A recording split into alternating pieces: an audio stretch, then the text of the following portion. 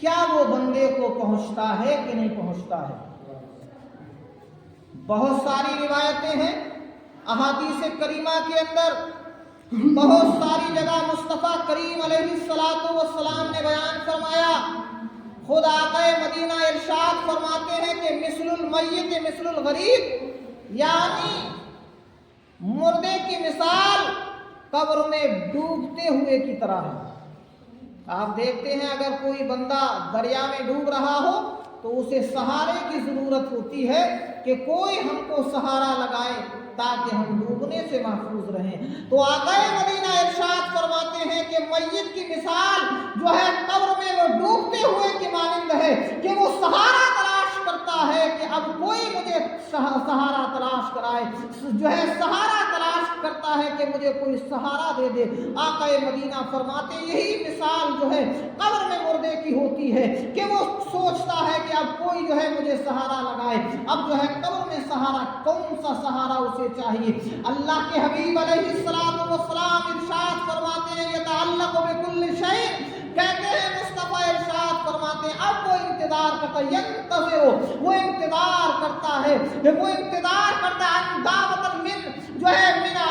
ولد من والد او اخ، یعنی کہ اب اس کا والد اس کے لیے جو ہے دعا کرے، یا اس کا بھائی اس کے لیے دعا کرے، یا اس کا بھائی اس کے لیے دعا کرے۔ اب وہ اس بات کا منتظر ہے کہ یعنی وہ اب اس بات کا انتظار کر رہا ہے کہ یا تو میرا باپ میرے لیے دعا کرے یا میری ماں میرے لیے دعا کرے، متفرق روایتیں ہیں، یا میرا بھائی میرے لیے دعا کرے۔ اللہ اکبر، اب اس بات کا منتظر ہے وہ قبر میں کہ اب جو ہے میرے لیے کوئی دعائے مغفرت کرے، میرے لیے کوئی ایصال ثواب کرے۔ اللہ اکبر، اب رات جب اس کا کوئی عزیز، جب اس کا کوئی ملنے والا اگر اس کے لیے دعا کرتا ہے تو پھر اس پر اجر کیا ملتا ہے، پھر وہ اس کو کیسے پیش کیا جاتا ہے؟ حضرت عبداللہ ابن عباس رضی اللہ تعالی عنہما، اللہ اکبر، یہ کوئی آج کا بندہ نہیں ہے، یہ کوئی آج کا نہیں ہے، اور جس نے کسی ایسے ویسے سے نہیں پڑھا بلکہ جس نے خود مصطفیٰ کریم علیہ السلام سے پڑھا۔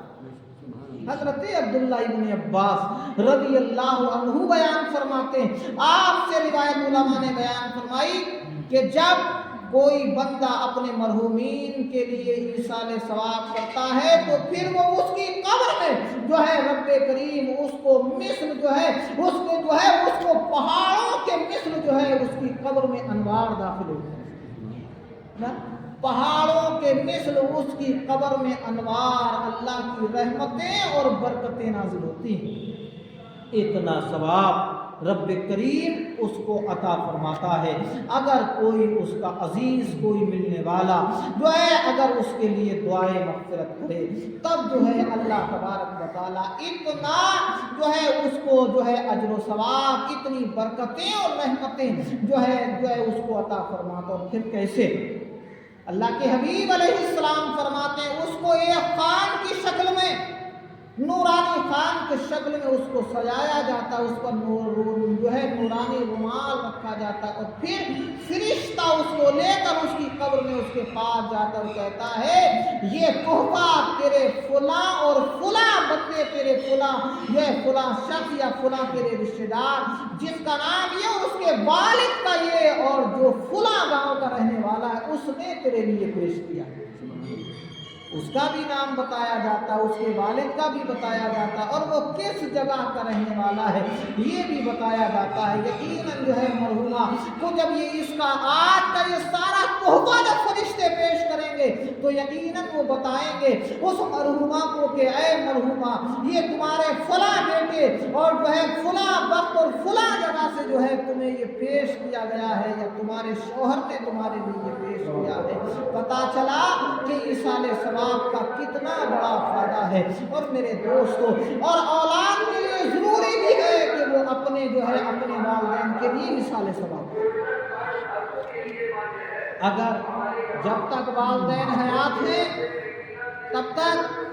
بچوں کی ذمہ داری ہے کہ وہ اپنے والدین کی اطاعت و فرما برداری ان کے ساتھ حسن سلوک کرتے رہیں، اور جب والدین اگر دنیا سے چلے جائیں تب بھی یہ سلسلہ منقطع نہیں ہوتا ہے، تب بھی یہ سلسلہ باقی رہتا ہے۔ حسن سلوک کا،